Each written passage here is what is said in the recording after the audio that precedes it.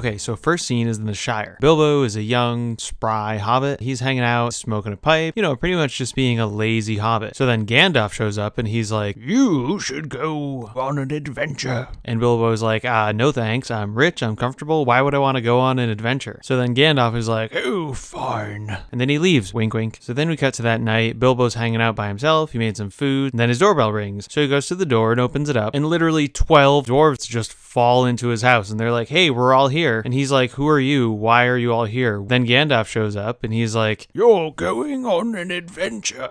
And Bilbo's like, "I told you earlier, I don't really want to do that." But the dwarves are like, "Too late, we're going on an adventure. Let's go have dinner." And then all 12 of the dwarves proceed to eat everything in his house. And then Gandalf is like, "Where is Thorin Oakenshield?" And then the doorbell rings. Thorin Oakenshield is at the door and he's like, "Hey, it's me. Let's get this party started. I have a map. Let's figure out where we're going to go on our adventure. It's going to be awesome." And then Bilbo's like, "Guys, I still don't want to go, wink wink, but where are you guys going? What are you going to do? Is there going to be treasure? Are you going to reclaim your city from a giant dragon?" And Thorin and all the dwarves are like, "Yeah, we're doing all those things. You should come along with us." And Bilbo's like, "Yeah, I don't know. Let me sleep on it." So then he wakes up in the morning and they're all gone. And he's like, "Oh shit, I wanted to go." Then he sees that Gandalf left him a note and the note's like, "Hey, we're just outside." And he's like, "Oh, okay." And then Bilbo goes running outside and some random hobbit's like, "Mr. Bilbo, where are you going?" And he's like, "I'm going on an adventure." So then he's gone. He leaves the Shire. He meets up with the dwarves. Then they camp out by some forest. And then they happen upon 3 trolls. And the trolls are giant, right? They're like 20 feet tall. And the dwarves pretty much get captured immediately. But apparently these trolls dicked around the entire time, talking back and forth to the point where it was almost dawn. And trolls turn into stone if light hits them. So then Gandalf pops up because he wasn't captured. And he's like, "Hey trolls, here's the sun." And the trolls are like, "No, the sun." And then they turn to stone. So then they all keep going. And they're all on the side of this mountain. And they're like, "It's really rainy. We should hide in this cave over here. It looks like it's safe. There's definitely no goblins in there." So they go in there and then there are goblins in there. And they're like, "Surprise." And they capture the dwarves. And this is when you kind of realize that these dwarves are going to keep getting captured and escaping over and over. And that's pretty much all 3 movies. So they get captured except for Bilbo. And he falls down some hole, finds a ring. And then you find out later it's the One Ring to rule them all. It pretty much just makes Bilbo invisible whenever he feels like it. And he meets Gollum. And he's like, "Hey Gollum, can you help me out?" Then Gollum's like, "I don't know, maybe if you do some riddles and I do some riddles, then maybe I'll help you out or I'll just chase you out." So they do some riddles and Bilbo kind of wins, but he cheats, but it doesn't matter. And then Bilbo gets free. And at the same time, the dwarves had actually gotten free too, because they landed and the Goblin King was like, "I'm the Goblin King." And then Gandalf is like, "I have this sword." And they're like, "Oh no, not that sword." And then Thorin Oakenshield is like, "I also have this sword." And they're like, "Oh no, not that sword too." And keep in mind, there's hundreds of goblins, but they all see these 2 swords and they're like, "Oh my god, the swords." So the dwarves kind of run around, they get out, they meet up with Bilbo, then they get chased around for a while by some other guys, and then Gandalf is like, "Hey, let's go hide in Rivendell." So then they get to Rivendell, the dwarves are like, "This is all dumb because we're dwarves and we don't like elves." And they're just being racist at this point because not all elves are the same. These aren't the elves that like slighted Thorin Oakenshield's dad or grandfather back in the day. These are completely different elves. So then they meet the head elf, Hugo Weaving, and he's like, "I can help you decode this part of the map. Looks like you got to put a key in a hole on this day and you got your treasure and your city." And they're like, "Cool, awesome. Don't really know what we're going to do about the dragon yet, but thanks, man." So then they leave Rivendell and the bad guys that were chasing them earlier show up again. Then Gandalf is like, "Let me call the giant eagles that get us out of every situation in the other movies." And then the dwarves are like, "That's a great idea. We don't want to get captured for the 3rd time in this story." So then Gandalf calls the eagles, they fly away, and they land on a mountain. They meet this guy who can turn into a bear. They have a sleepover at his house, and then they go on their way. At this point, Gandalf is like, "Oh, I gotta go somewhere else." And he leaves. So Bilbo and the dwarves go into this dark forest. They encounter a bunch of spiders, and big surprise, these spiders capture them and wrap them all up. And Bilbo gets out because he has a sword, and he's like, "Oh, I'm gonna get the other guys out too." And he puts his ring on, and he's all invisible, and the spiders are like, "Who's there?" But he's like, "Not me, because I'm invisible." So he releases the dwarves, and they all start fighting the spiders. And some elves show up, and they all kill the spiders together. And then the dwarves get captured again for the 4th time. And they're like, "You guys are going to elf jail." But luckily, before they all got captured, Bilbo put his ring on. So he kind of sneaks into the elf base, gets some keys, and breaks all the dwarves out. And they all sneak into some barrels and get dumped in the river. And they're going down the river, and some bad guys are there, and they like shoot arrows at them. They're like, "Whew, I'm dead." And then they keep floating down the river, and they're like, "Woo, yeah, we made it." Then they meet this guy, Bard, and he runs a boat. So they're like, "Hey, can you bring us to Lake Town? That's near the mountain we need to go to." And this guy's like, "Wait, are you guys from that mountain where the dragon is?" And they're like, "I don't know, maybe not." So this guy's like, "Yeah, if you pay me, I'll bring you in. I don't care, whatever." And then he smuggles them in, and they kind of hang out for a little bit. And then the mayor of Lake Town finds them, and he's like, "Are you guys the dwarves of the mountains?" And once again, the dwarves are like, "I don't know. Who wants to know?" And he's like, "Me, the mayor of Lake Town. I want want to know, because I would love to have some of that treasure too. And the dwarves are like, hell no, you can't get any of that treasure. That's our treasure. And the mayor's like, yeah, but we're all from the city right next to your city, and it's your fault that the dragon came. Most of our city was destroyed, so you kind of owe us something. And the dwarves are like, yeah, I don't know, man. Can you just give us a boat? And the mayor's like, fine, here's a boat, but give us some treasure. And the dwarves are like, I don't know, maybe, we'll see. So the dwarves all get on this boat. They go to the mountain at the time that Elrond told them to get there. They find that keyhole. They put a key in the hole. It opens. And at that point, they're like, okay, Bilbo, it's your turn. And Bilbo's like, what do you mean? I thought it was just going on an adventure. And they're like, nah, you're dragon bait. You're going to go in there so that we can like sneak up and kill him. So Bilbo sneaks in there, and the dragon's in there, and he wakes up, and he's been sleeping, laying in that gold for like 70 years. That gold has got to be covered in piss and shit at this point. And like Bilbo's putting his hands all over it, so his hands are probably covered in shit. So Bilbo and the dragon chat for a bit, talk about current events. You know, they're getting along pretty well. Then the dwarves bust in, and they're like, kill the dragon, he took our city and our gold. And then what ensues is this excessively long chase/fight scene where the dwarves are like pumping billows and pouring gold on the dragon, and the dragon's just kind of fumbling around. There's all sorts of shenanigans. It's like this weird Scooby-Doo scene where the dragon's like going in one door and they're popping out another, and it's dumb. It's cheesy. There's no point to it other than to waste screen time. But then the dragon's like, you guys are pissing me off. I'm gonna go kill everyone in Lake Town. Then suddenly the dwarves are super selfish and they're like, woo, we got a treasure in our city. Yeah, we won. And Bilbo's like, what about Lake Town? And Thorin Oakenshield's like, they got this. So then we cut back to Lake Town, and it turns out Bard had this ancestor who fought the dragon before, and he like knocked one of his scales open, and Bard is like, I'm gonna take this giant arrow, I'm gonna shoot it in the dragon, and I'm gonna kill him. So then he does. He just shoots one arrow into this giant dragon, and the dragon dies immediately. That's it. That's all it took to kill this dragon. So then the people of Lake Town are all excited because they won, even though hundreds of people died. They're like, well, it's like a net gain because we're gonna get some of that gold, right, Thorin Oakenshield? And at this point, Thorin Oakenshield is like, no, this is all my treasure now. So either way, we cut to Gandalf, who's kind of been doing his own thing, and you find out that Sauron, the bad guy from the Lord of the Rings movies, is here. Then Gandalf gets captured by him, and for some reason, all of the orcs under Sauron are like, hey, we heard the dragon died. Let's go fight the dwarves. Maybe we can get some of that gold. Then Hugo Weaving and Galadriel show up. They free Gandalf. They're like, you got to get back to that mountain because the dwarves are going to need your help. So then we got back to the mountain. These 13 dwarves and Bilbo are just kind of hiding in their hole, and the elves show up with the people from Lake Town, and they're like, hey, give us some of your gold. You owe us. And Thorin's like, I don't know what you're talking about. Nope, this is our gold. Not your gold. Our gold. Dwarf gold. This is